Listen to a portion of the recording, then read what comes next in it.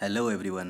आज है 3 अगस्त 2020 और आज बहुत ही स्पेशल डे है। आज है रक्षाबंधन। आप सभी को रक्षाबंधन की ढेर सारी शुभकामनाएं। 3 अगस्त 2020 के करंट अफेयर्स की शुरुआत हम लोग करते हैं। आज हमारे पास जो पहला क्वेश्चन है वो है, हाल ही में गोरखा सैनिकों पर त्रिपक्षीय समझौता समाचार में था। तो हमें ये जानना है कि ये किन 3 देशों के बीच था। त्रिपक्षीय था तो ये 3 देशों के बीच था।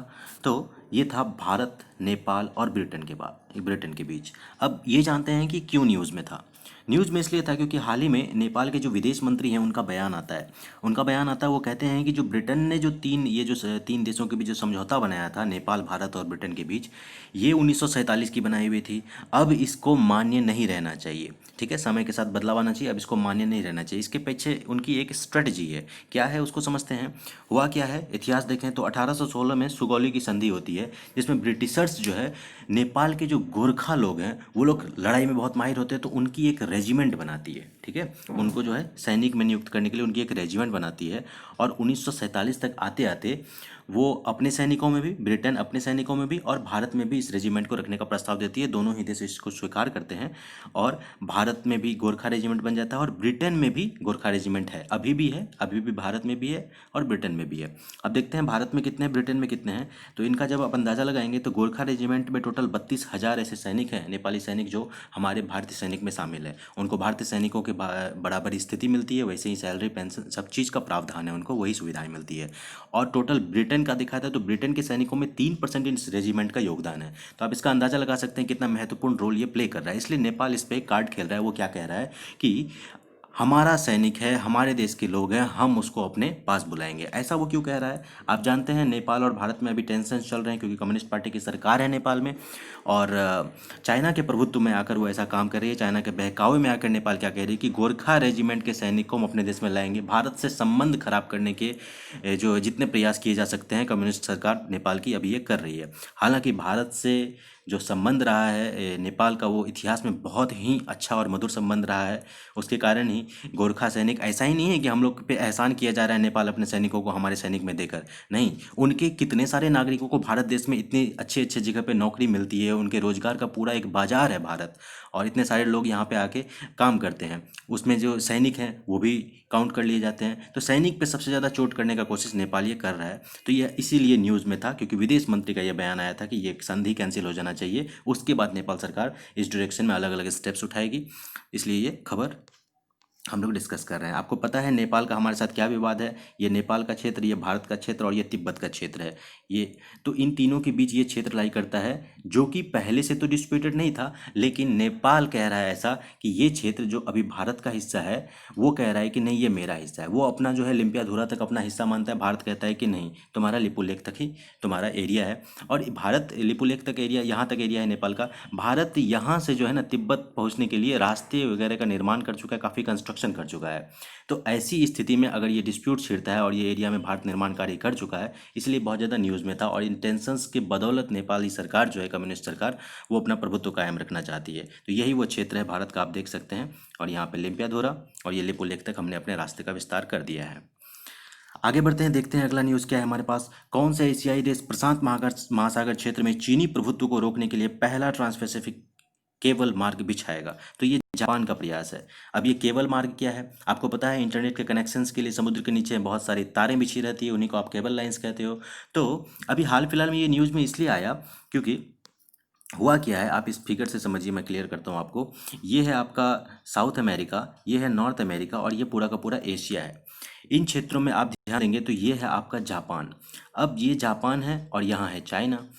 चिली जो है अपने यहाँ इंटरनेट के कनेक्शंस के लिए केबल बिछाने की बात कर रहा है। तो चाइना की जो हुआवे कंपनी है, जो 5G कनेक्शंस के लिए कुछ दिन पहले न्यूज़ में थी, वो कहती है ठीक है, हम आ जाते हैं आपके पास, हांगकांग और शंघाई से केबल्स के कनेक्शन लेके आपके देश तक पहुंचा देंगे।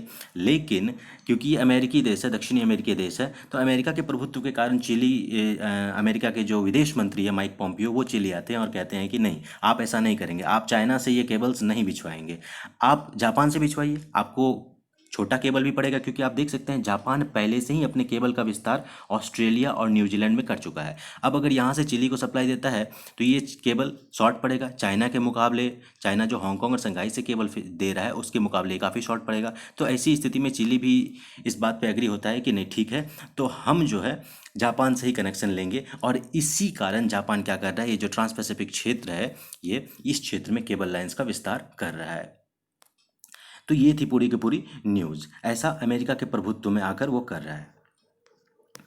आगे देखते हैं क्या न्यूज है। स्पेस एक्स का कौन सा अंतरिक्ष यान अंतर्राष्ट्रीय स्पेस स्टेशन से 2 अंतरिक्ष यात्रियों के साथ पृथ्वी पर लौटा है। तो जो यान है जो हाल फिलहाल में अभी न्यूज़ में था, काफ़ी ज़्यादा व्यूअर्स भी मिले उनको जब वो लैंड कर रहा था पूरी तरह से। तो क्रू ड्रैगन कैप्सूल के माध्यम से 2 अंतरिक्ष यात्री जो ISS में भेजा गया था इंटरनेशनल स्पेस स्टेशन में, वो वहाँ से इस यान के थ्रू जो है बाहर वापस आए हैं। और ये गिरे कहाँ पे हैं, तो एक मैक्सिको की खाड़ी में गिरे हैं। आप जान लेते हैं ये घटना का पूरा विवरण लेते हैं हम लोग कि कब गए थे वो लोग। तो जो एलॉन मस्क की कंपनी है स्पेस एक्स, उन्होंने फैल्कन 9 रॉकेट के माध्यम से 2 अंतरिक्ष यात्रियों को 440 किलोमीटर ऊंचाई पर स्थित ISS पर भेजा था, इंटरनेशनल स्पेस स्टेशन पर भेजा था। पूरा वर्ल्ड का जो है समूह मिलकर इस स्टेशन को बनाया है। इसमें रसिया भी है, जापान भी है, अमेरिका भी है, कनाडा भी है। तो वर्ल्ड के बहुत सारे कंट्रीज़ मिलकर इस स्टेशन को बनाया है। तो यहाँ पे स्पेस एक्स जो है वो अपने रॉकेट के माध्यम से भेजा था। अब वापस से आते वक्त क्रू ड्रैगन कैप्सूल में बैठकर 2 अंतरिक्ष यात्री मैक्सिको की खाड़ी पर उतर चुके हैं। बहुत ही रोमांचक वीडियो था जब ये उतर रहे थे। तो ये अभी हाल फिलहाल में न्यूज़ में था। आपको याद रखना है क्रू ड्रैगन कैप्सूल के माध्यम से वो यहाँ पे मैक्सिको की खाड़ी में उतरे हैं।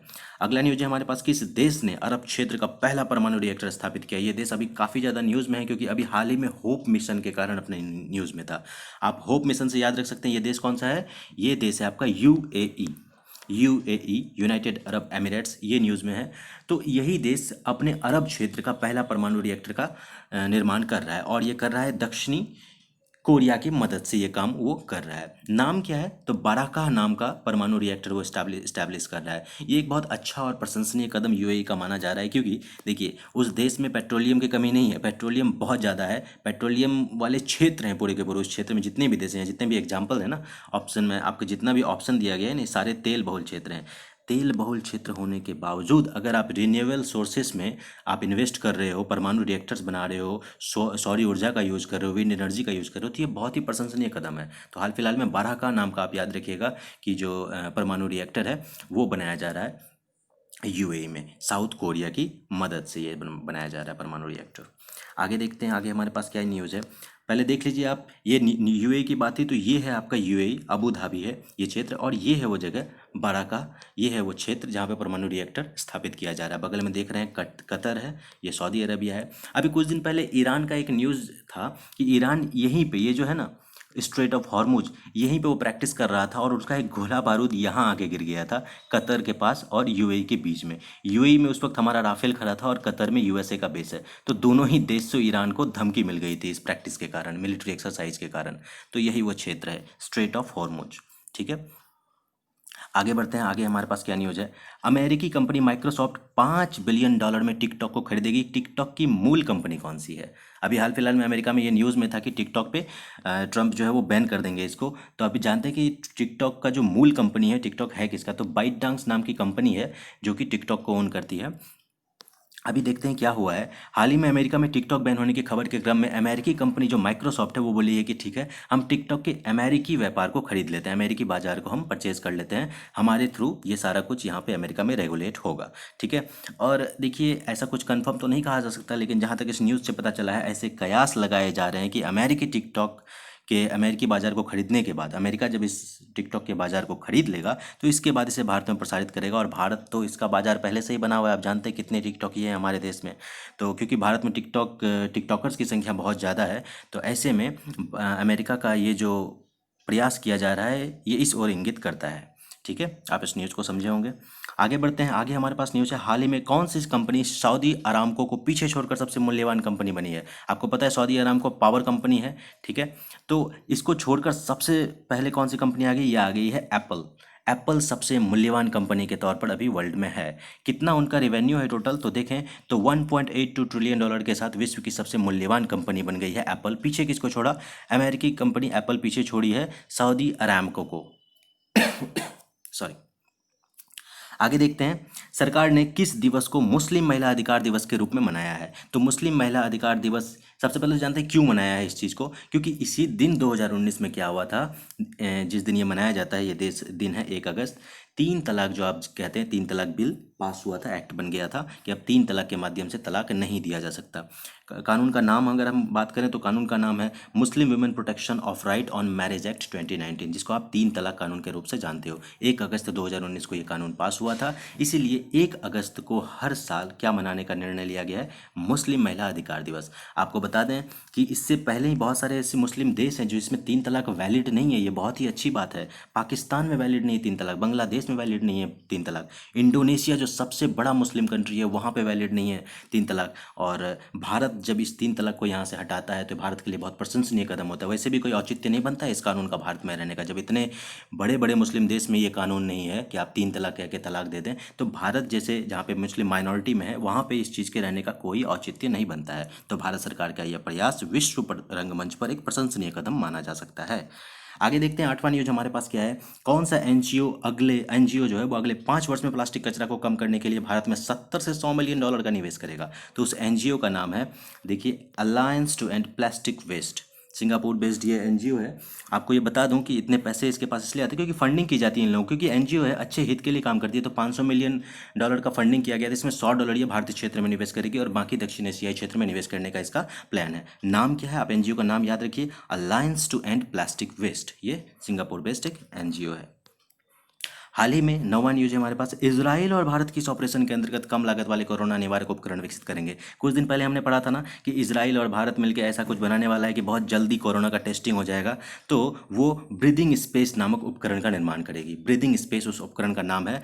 आप इस उपकरण के माध्यम से मात्र 30 सेकंड में ये पता लगा सकते हैं कि व्यक्ति कोरोना पॉजिटिव है या नहीं है। तो भारत और इजराइल का संयुक्त प्रयास ये बनाया जाएगा। इसके लिए इजराइल की जो टीम है, पूरी टीम, वो भारत पहुंच चुकी है और अब ये कार्य शुरू होगा। इजराइल के बारे में जान लेते हैं। इजराइल की कैपिटल जेरूसलम है, अमेरिका जेरूसलम मानता है, लेकिन हम जो मानते हैं भारत, ये इजराइल का कैपिटल तेल अवीव को मानता है। तेल अवीव को मानता है। हमारा जो दूतावास है वो भी वहीं पे ही है।